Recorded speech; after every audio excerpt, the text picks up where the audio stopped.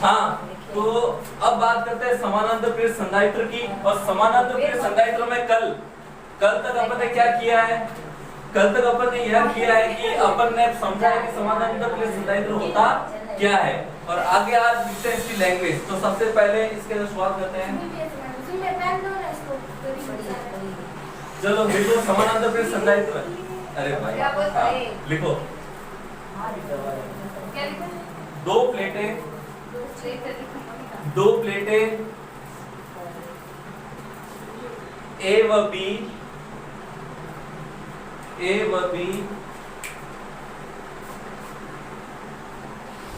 एक दूसरे के निकट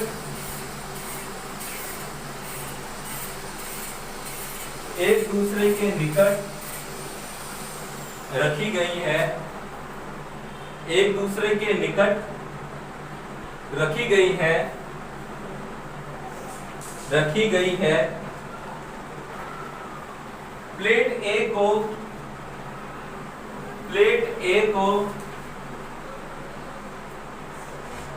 धनाग्र से,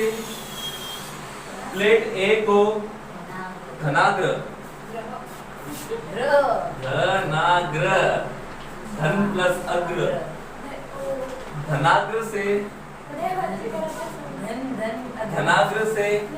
तथा प्लेट बी को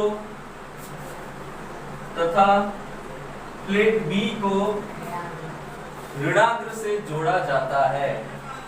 प्लेट बी को ऋणाग्र से जोड़ा जाता है।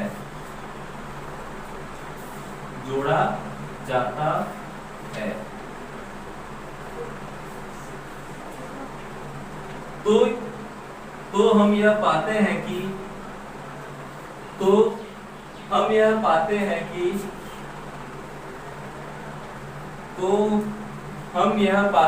कि धनाग्र से जुड़ी प्लेट इलेक्ट्रॉन को त्यागती है,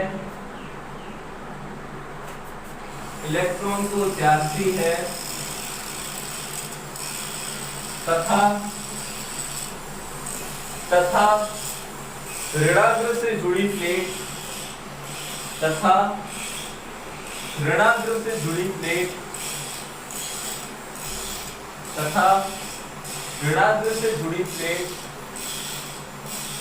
इलेक्ट्रॉन को ग्रहण करती है।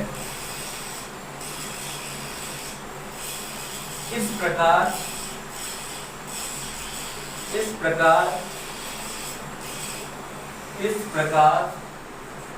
प्लेट ए धनावेशित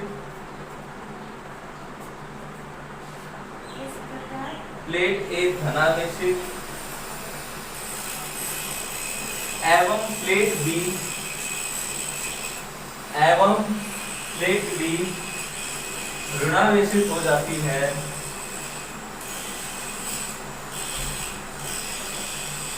वह इन दोनों के आवेश घनत्व क्रमशः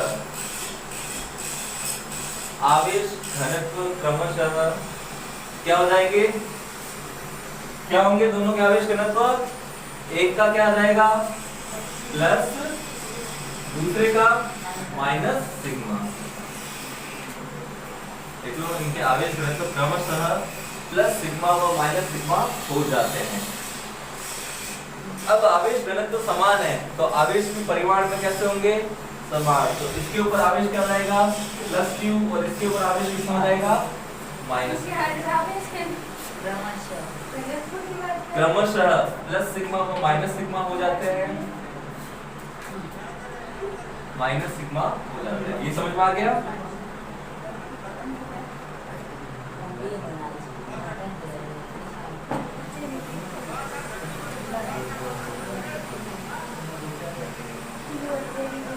बस अब आगे देखो। अब देखो, याद है अपन ने, सुन लो, अपन ने एक पट्टिका के कारण अपन ने वो पढ़ा था, अपन ने एक चीज पढ़ी थी, याद है? अपन ने उसका वो निकाला था, विभव निकाला था, और उसके अंदर अपन ने मान निकाला था, शायद सिग्मा बटा 2 एप्सिलॉन नॉट कुछ पढ़ा था अपन ने, याद है? ये मान निकाला था। एक पट्टिका के लिए था आवेशित, है ना, आवेशित चालक पट्टिका के लिए सूत्र अपन ने डिराइव किया था, है ना। तो ये भी तो एक आवेशित चालक पट्टिका है, इसके अंदर भी यह मान लागू होगा। तो लिखना अतः अतः अतः अतः प्लेटों के मध्य विद्युत क्षेत्र, प्लेटों के मध्य विद्युत क्षेत्र प्रत्येक प्लेट के कारण निम्नलिखित होगा, निम्नलिखित होगा। अब देखो मेरी बात गौर से सुनना, निम्नलिखित होगा। अब आप मेरी बात गौर से सुनना, आप यदि इस चीज को समझ जाते हो तो मुझे नहीं लगता कि आगे आपको कोई तकलीफ होगी। देखिए इधर, तो इधर ध्यान दो, सिग्मा बटा 2 एप्सिलॉन नॉट होगा प्लेट ए के कारण, यानी कि इसको मैं क्या लिख सकता हूँ, ई ए, और पहले प्लेट के कारण, और दूसरी प्लेट के कारण हो जाएगा ई बी, वो हो जाएगा सिग्मा बटा 2 एप्सिलॉन नॉट। तो एक बात बताओ, इसके कारण विद्युत क्षेत्र हमेशा प्लस से दूर की ओर होता है, यानी कि ई ए यहाँ की ओर होगा, है, और ये माइनस है तो इसका विद्युत क्षेत्र तो वैसे भी इस ओर होना है, तो ई बी भी कहाँ चला जाएगा, दोनों की दिशा एक ही ओर होगी। तो यानी कि जो नेट विद्युत क्षेत्र ई बराबर क्या हो जाएगा, ई ए प्लस ई बी, होगा कि नहीं होगा भाई। नेट क्या होगा, दोनों का जुड़ जाएगा, क्योंकि दोनों विपरीत आवेशित है, तो जाहिर सी बात है दोनों की विद्युत क्षेत्र की दिशा कहाँ होगी, एक ही ओर होगी। तो यानी कि E बराबर क्या हो जाएगा, सिग्मा बटा 2 एप्सिलॉन नॉट प्लस सिग्मा बटा 2 एप्सिलॉन नॉट, और दोनों को जोड़ दिया तो ये किसके बराबर आ जाएगा, सिग्मा बटा एप्सिलॉन नॉट। ये हो जाएगा समीकरण नंबर पहला। इतना समझ में आ गया, है ना। अच्छा एक बात तो अपन ने सिग्मा का मान कहीं पे पढ़ा था, सिग्मा बराबर क्या होता है, आवेश घनत्व, आवेश पृष्ठ आवेश घनत्व, और सिग्मा बराबर हम जानते हैं सिग्मा बराबर क्या होता है, Q बटा 1। तो क्या ये सिग्मा का मान अपन यहाँ रख सकते हैं, ये हो जाएगा समीकरण नंबर 2। तो समीकरण 1 व 2 से अपन क्या कह सकते हैं, 1 व 2 से हम क्या कह सकते हैं, E बराबर क्या लिख सकते हैं, Q upon A epsilon not. इसको दे दो समीकरण नंबर 3। अभी पहले इतना कर लो फिर आगे बढ़ते हैं। ड्राइंग नहीं कितना हो गया, सुन लो। ये तो एक नॉर्मल डेरिवेशन थी जो कि अपन दो समांतर प्लेट संधारित्र में E की वैल्यू ज्ञात करने के लिए करते हैं। बट एक चीज होती है उपांत प्रभाव। क्या होता है, उपांत प्रभाव। अब देखो एक सब टॉपिक डाल दो, उपांत प्रभाव। उपांत प्रभाव। अब देखो उपांत प्रभाव क्या होता है, यदि आप इसको समझ गए ना तो सच्ची बोल रहा हूँ बहुत मजा आ जाएगा आपको एक चीज सुनने के भी। देखो नाम जैसा आपको लग रहा है उतना ये ज्यादा टिपिकल नहीं है इसका। देखो सबसे सिंपल चीज बताता हूँ, एक बात बताऊँ, लगातार प्लेट कोई मान लो, एक बात करते हैं अपन, मान लो कि कोई प्लास्टिक है, प्लास्टिक को आप लगातार गर्म करते हो, है ना। एक टाइम तो आएगा ना जब प्लास्टिक का आकार थोड़ा सा बिगड़ जाएगा। ठीक इसी प्रकार से जब समानांतर प्लेट संधारित्र में लगातार इलेक्ट्रॉनों का आदान प्रदान चलता रहता है तो एक स्थिति ऐसी भी आती है कि जब ये प्लेटें मुड़ के कैसी हो जाती है, थोड़ी गोली हो जाती है। तो इससे क्या होता है, इनके विद्युत क्षेत्र का जो तीव्रता का मान थोड़ा सा क्या हो जाता है, कम हो जाता है, और यही प्रभाव क्या है, उपांत प्रभाव। समझ में आ गया पक्का? तो इसके अंदर लिखना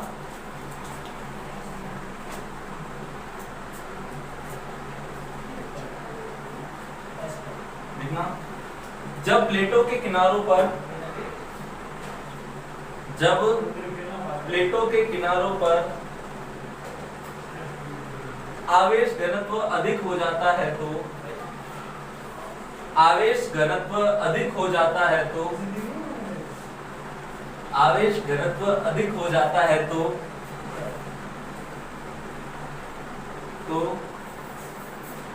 इनमें परस्पर प्रतिकर्षण होता है,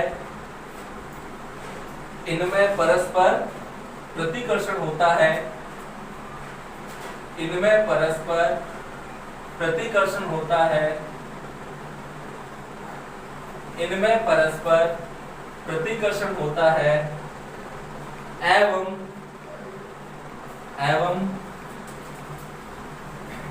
प्लेटों का आकार वक्रीय हो जाता है।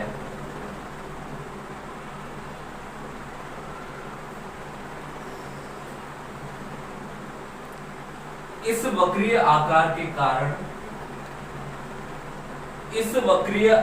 के कारण विद्युत क्षेत्र में असमानता उत्पन्न होना ही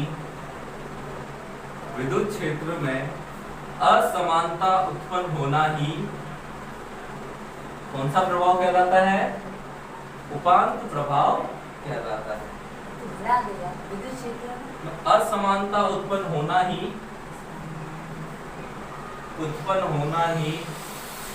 उपांत प्रभाव कहलाता है। उपांत प्रभाव कहलाता।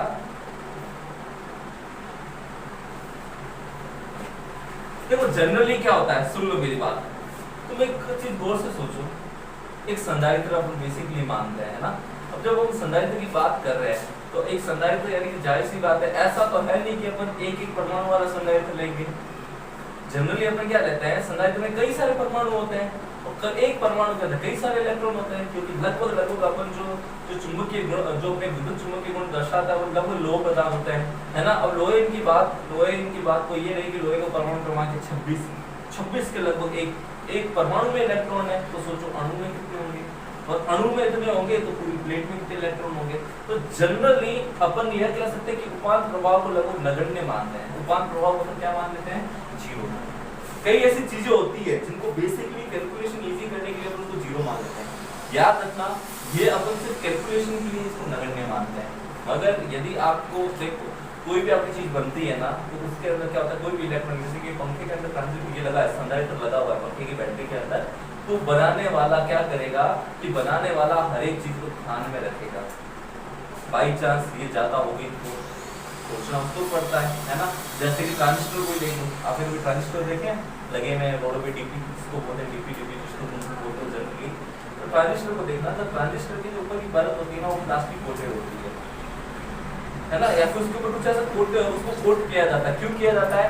क्योंकि ट्रांजिस्टर के अंदर उत्पन्न होते भंवर धाराएं, है ना, और भंवर धाराओं में ट्रांजिस्टर की जो दक्षता होती है वो कम हो जाती है। उसको रोकने के लिए वो क्या करता है, उसको रोकने के लिए वो उसके ऊपर क्या करता है, कोटिंग करता है। तो इस तरीके से बनाने वाला हर एक चीज को देखता है, मगर अपन कैलकुलेशन की दृष्टि से इसको क्या मानते हैं?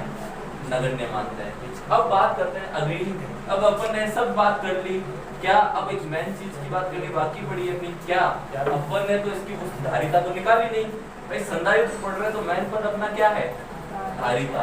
तो सबसे पहले मैं V की बात कर रहा हूँ, तो V बराबर क्या होता है? E इंटू डी होता है कि नहीं होता? अब आप यदि बात करते हो E की, तो E बराबर क्या है अपना, अभी निकाला है, क्या है? Q बटा A एप्सिलॉन नॉट, और ये इंटू क्या है अपना D। ये तो हो गया V का मान, समझ में आ गया। अब अपने को धारिता निकाले, C बराबर क्या होता है? Q बटा V होता है, तो C बराबर क्या हो जाएगा? Q का मान तो Q रहेगा, और ये हो जाएगा QD बटा क्या हो जाएगा? A epsilon not. तो Q से Q कट गया, और C का मान अपने पास क्या आ जाएगा? A एप्सिलॉन नॉट बटे D।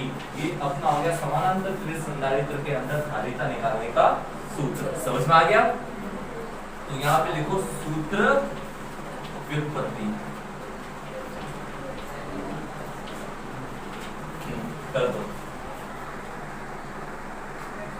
समझ में आया क्या?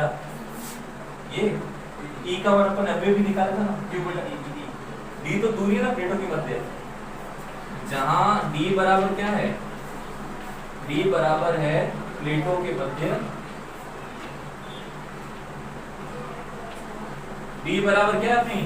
प्लेटों के मध्य दूरी।